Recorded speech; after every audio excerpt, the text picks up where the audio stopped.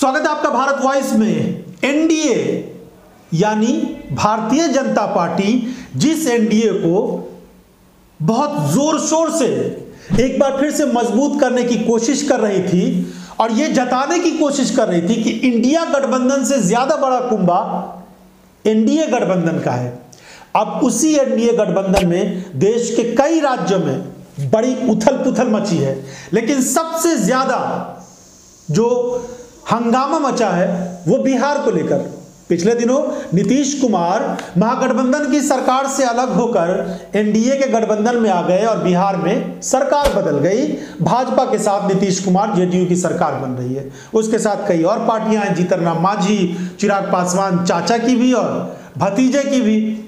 लेकिन अब चिराग पासवान बीजेपी को जिस तरीके से खदेड़ रहे हैं, जी हां, खदेड़ना इसलिए कहा जा रहा है कि चिराग पासवान जिनकी बहुत ज्यादा कहें तो बिहार की राजनीति में भी बहुत ज्यादा हैसियत नहीं मानी जाएगी, बीजेपी के सामने भारतीय जनता पार्टी देश दुनिया की सबसे बड़ी पार्टी है, लेकिन वो खुद उनके नेता कहते हैं, लेकिन उनके सामने चिराग पासवान जिस तरीके से आंखें दिखा रहे हैं और उनके नेता दो टूक जिस तरीके की बातें कर रहे हैं, उससे ऐसा लग रहा है कि बीजेपी आखिर कहां तक समझौता करेगी।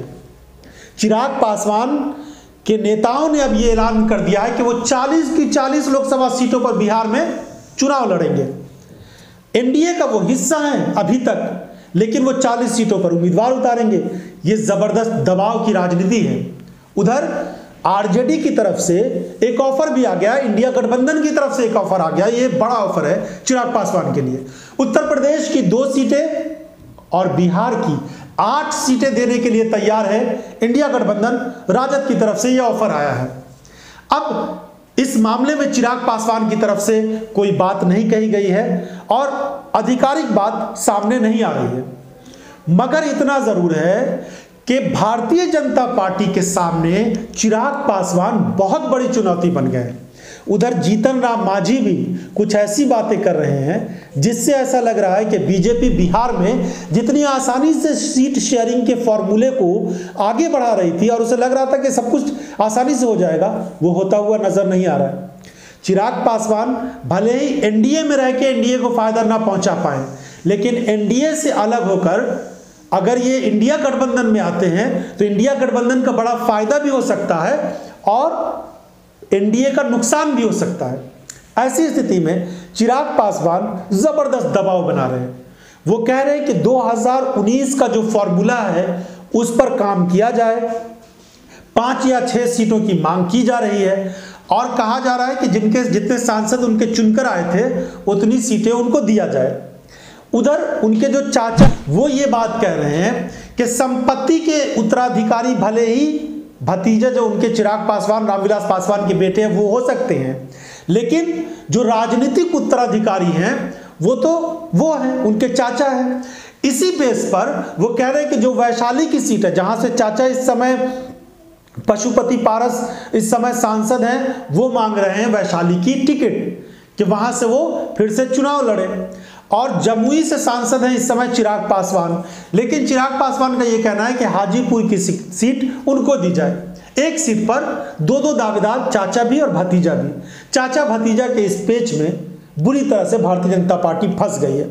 उधर नीतीश कुमार किसी भी तरीके से नहीं चाहेंगे कि चिराग पासवान की मांगों को मान लिया जाए और चिराग पासवान जितना कमजोर होंगे, जितना उनको सताया जाएगा, जितना वो परेशान होंगे, उससे नीतीश कुमार की पार्टी को, नीतीश कुमार को शायद अच्छा लगे। इसलिए क्योंकि नीतीश कुमार अगर तीसरे नंबर की पार्टी बनकर आए थे तो उसमें सबसे बड़ा रोल चिराग पासवान का ही था बिहार विधानसभा चुनाव के दौर में।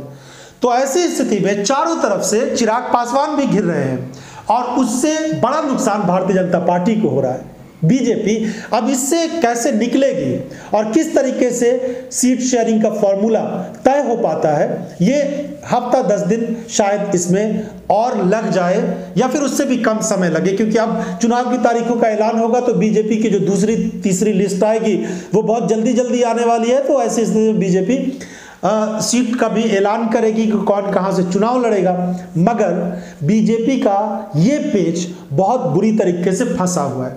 और अगर चिराग पासवान एनडीए का हिस्सा नहीं होते हैं, तो ऐसी स्थिति में जो जातीय समीकरण है इंडिया गठबंधन का वैसे भी अभी बहुत मजबूत है। युवाओं की एक बड़ी शक्ति, बड़ी ताकत जो है वो तेजस्वी यादव के साथ है। चिराग पासवान अगर आ जाते हैं इंडिया गठबंधन में तो और मजबूती हो जाएगी। और जो जातीय समीकरण है उसमें भी ये जो इंडिया गठबंधन है पीछे नहीं है, यादव मुस्लिम के अलावा जो दूसरी जातियां हैं वो भी साथ हैं। तो ऐसी स्थिति में बहुत ज्यादा बीजेपी को बिहार में संकट का सामना करना पड़ सकता है। 40 सीटें हैं बिहार में लोकसभा की।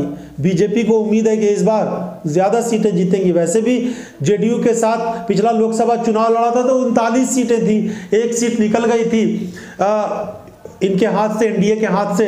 तो अब शायद ये सपना देख रहे हैं कि वो एक सीट भी आ जाए, लेकिन स्थिति ये है और जानकार ये बता रहे हैं कि अगर 20 सीटें बीजेपी जीत जाती है बिहार में तो बहुत बड़ी बात होगी।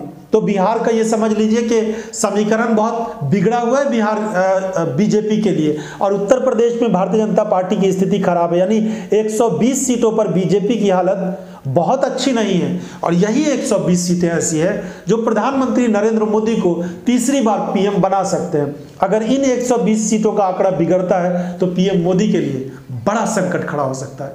क्या आपको भी लगता है कि बिहार में बीजेपी को बड़ा नुकसान होगा? अपनी राय कमेंट बॉक्स में जाकर जरूर दीजिएगा। बहुत बहुत धन्यवाद।